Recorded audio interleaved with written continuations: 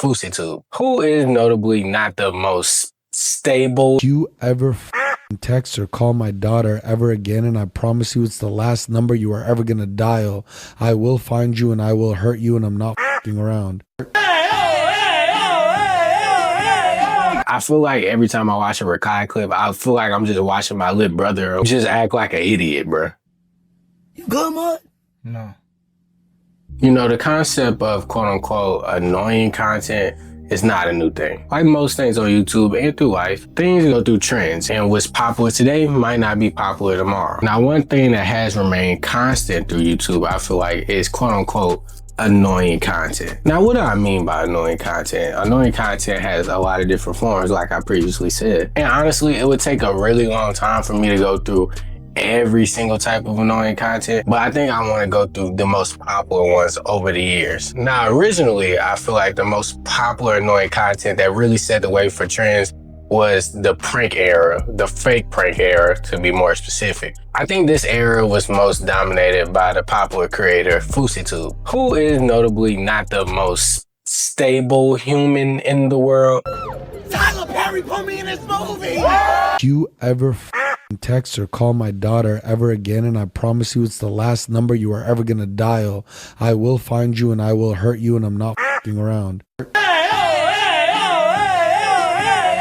I feel like FouseyTube really dominated this era of YouTube. I distinctly remember 12-year-old me laughing at Mortal Kombat pranks, the guy in yoga pants prank. Even though looking back at it, a lot of these pranks look to be clearly fake. The worst part about these pranks and this annoying content was that even though the top dogs had a lot of fake pranks, a lot of lower level YouTubers seem to take these pranks and make them a lot more real. Not even a lot more actually real, which sometimes led to devastating consequences. During this time, somebody actually even lost their life trying to do a prank. I don't remember off the top of my head who it was, but I definitely will put in a video once I do my research and find out. Not even people just getting unalive. There was people who got beat up on cam. Even though this was annoying, I don't really feel like it was like too dangerous for the most part. It just kind of planted the seed for things to kind of increase over the years. I'm not gonna lie, I feel like most of these pranks were really harmless, and I really feel like they understood the idea of a prank being a prank. As YouTube went on, I feel like pranks really got more and more serious and less like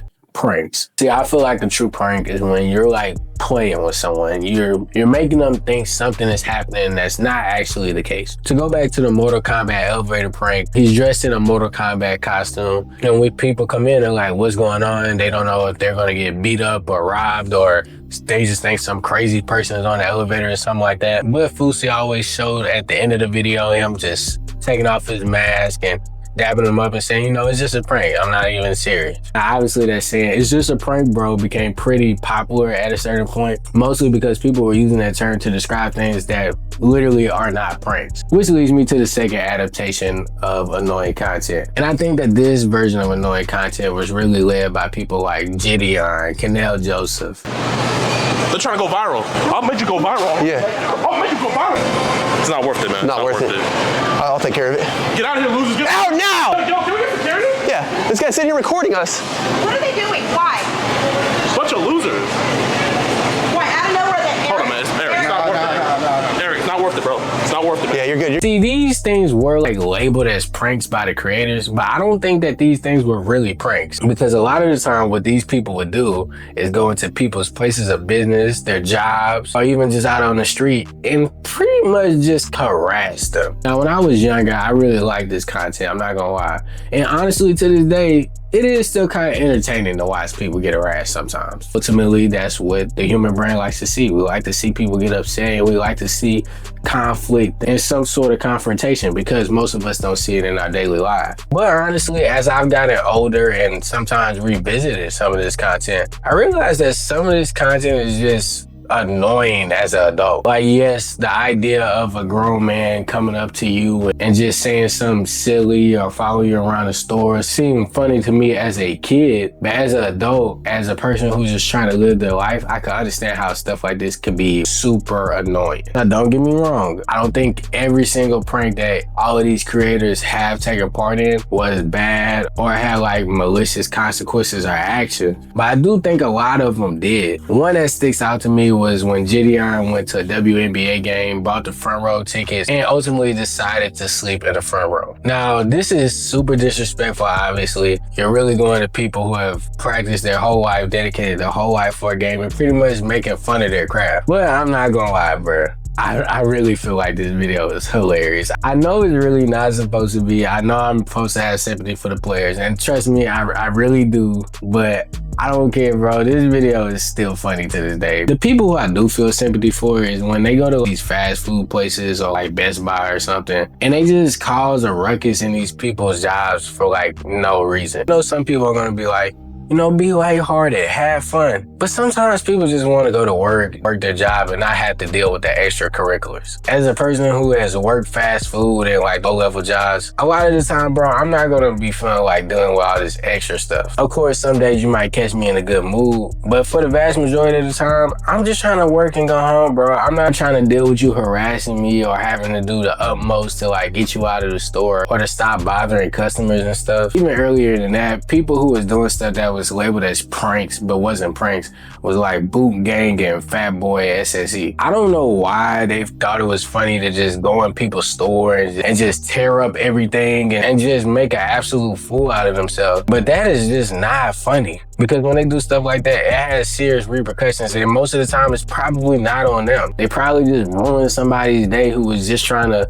go to work and go home and provide for themselves. Now, if they messed everything up and went back in and helped the people clean up and clean up after themselves, that would be one thing. But you know they weren't doing that. They were just causing an absolute ruckus and leaving some poor worker to have to go behind them and clean it up. Or in a lot of cases too, leaving somebody to have to run behind them and try and kick them out the store. Like I said earlier, the older I got, the more I realized this stuff is just dumb. I don't really understand why people ever really thought this stuff was funny. I obviously did get a lot of backlash whenever this stuff was happening in the moment, but nothing serious really ever came out of that. I do want to take a moment to applaud Bone Gang, now known as John Gabbana. He's really turned his life over to Christ. He's completely changed his image, and I think that's a really good thing, and I feel like a lot of people should look up to him and look up to his journey for what he's been able to accomplish in life. Big props to John Gabbana. You've even been an inspiration to me. Now, I feel like the most annoying content literally comes from obviously the biggest creator in the world right now, Kai Cenat, and a lot of the people he's put on, Ray, Rakai, and Reggie. Now, I want to speak on Ray and Rakai. Now, I think Ray and Rakai are the biggest examples of people literally just being annoying. I do want to praise Ray though. I do really like Ray's content, and I actually think he's really good at making his struggles like actually funny. Hi, my name's Ray. Yeah. I'm not gay. Yeah. I suck my We're in New York. Yeah. Rakai, on the other hand, I've never been able to get down with Rakai's actions. I always feel like Rakai has been just that annoying kid you just want to go home or something. You good, Mud? No.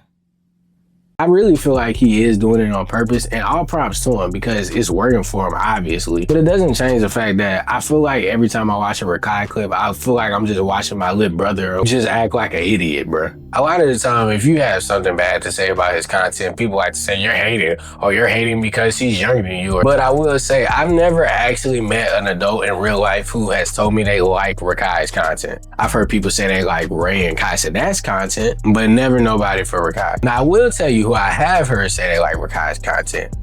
Children, which is ultimately what I feel like is his target demographic. And again, I want to make this clear through the video. I don't really feel like there's anything wrong with that. I feel like if Rakai is pointing to his target demographic, he sees what his audience likes to see, and he makes that type of content, that might just be good on his part. Ultimately, as a content creator, influencer, entertainer, whatever you want to call it, your job is to keep your audience entertained. And no matter how you're doing that, even if it's not the most enjoyable thing to people outside of that audience, if you're able to keep them entertained. You're doing your job. So even though I don't like Rakai's content, who am I to judge Rakai's content if I wasn't the target demographic anyway? I know some people are gonna crucify me for this, but I don't really like Beyonce. But just because I don't like Beyonce doesn't make her less talented. Why? Because I don't think when Beyonce is saying all the single ladies, she was thinking about me. Obviously, her music was more aligned to touch women and really embark the emotions of women. And that is what I feel like is the mark of a great entertainer, like I said previously. Double back on Kai and that too. Even Kai used to make kind of annoying content pranks before he kind of switched to streaming. I was even watching Kai before he did it. I remember he was doing the ding dong dish pranks. He was doing the job interviews that I didn't apply for, or job interviews that I'm just not prepared for. And honestly, I feel like those videos were like actually super entertaining. I really enjoyed watching them. The thing about Kai's pranks that I like more than Gideon's and Canel Joseph's and stuff was that I feel like most of his pranks were actually harmless. I never felt like I was literally watching somebody get harassed while I was watching his pranks. It always seemed like it was in good fun. And even if somebody gets upset, he always seemed to end it right there and be like, oh, hey, I was just joking. And honestly, I feel like that's how that content should always play out. I can't say it enough. As I get older, as I get more mature, I literally hate seeing people getting harassed just for the sake of content. It's not that serious, and it's a lot of ways that you could get funny reactions, funny videos without ruining somebody else's day. I know a lot of these videos get clicks, they get views, people really like them, so that's why content creators make them. But at the same time, every click isn't a good click. I wouldn't want to get views, get clicks, and get my name out there at the sake of somebody else's expense. Trust me, it's ways to do what I framed as annoying content without just being like a butthole, bro. It's inevitable that some new trends gonna come out eventually. More types of content that's on the edge of what should be socially acceptable and whatnot. But ultimately, I hope that whatever that is, it doesn't come at the cost of somebody else. It definitely does look like it's starting to get worse and worse though. Like I know y'all saw that clip of Rakai literally driving and taking both hands off the wheel, which I feel like is insane. Crazy part is I don't even think he was trying to actually be annoying or entertaining there. I think he really just does that. But that might be a whole completely different problem than content. I think that's more of a problem of just proper mentoring and being held accountable for his actions. Anyway, that was just a brief overview of annoying content over the years. Do you like annoying content? Are you trying to make annoying content? If you are, you probably shouldn't. I'm just kidding. Obviously, you're free to make whatever you want. But again, if you make it, just don't make it at the expense of somebody else. If you like this video, please leave a like, comment, and subscribe. Thank you for tuning in to me. I got some other videos that you might want to check out, so you should go ahead and do that. Anyway, again, thanks for tuning in. See you next time.